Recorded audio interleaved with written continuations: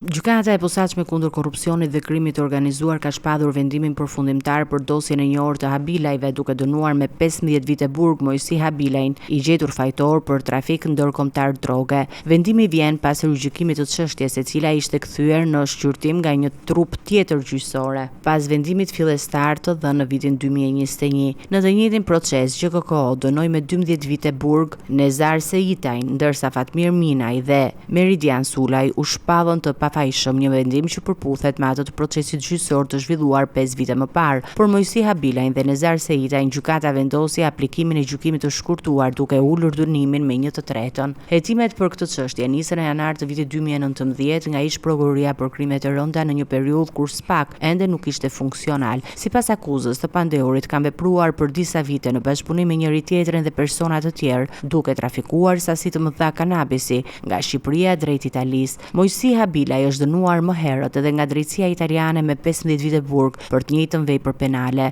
Në Itali, drejtuesi tjetër i grupit kriminal, Antonio Riela, u dënua me 14 vite burg, ndërsa Meridian Sulaj mori 8 vite e 4 muaj heqje lirie dhe Nezar Seitaj 7 vite e 5 muaj burg. Dosi Habilaj mori vëmendje të gjerë publike dhe politike në tetor të vitit 2017 pas publikimit të përgjimeve të autoriteteve italiane, të cilat nxorrën në palë lidhje të grupit me ish ministrin e brendshëm Sajmir Tahiri. Ky i fundit u akuzua nga ish prokuroria për krimet e rënda për trafik droge dhe pjesëmarrje në organizata kriminale, por u shpall fajtor vetëm për shpërdorim detyre, duke e dënuar me 5 vite burg së bashku me ish drejtorin e policisë të Vlorës, Jael Çela. Çështja e Habilaj mbetet një nga dosjet më të bujshme të trafikut të drogës në Shqipëri për shkak të përmasave ndërkombëtare dhe implikimeve politike që shoqëruan hetimet dhe procesin gjyqësor.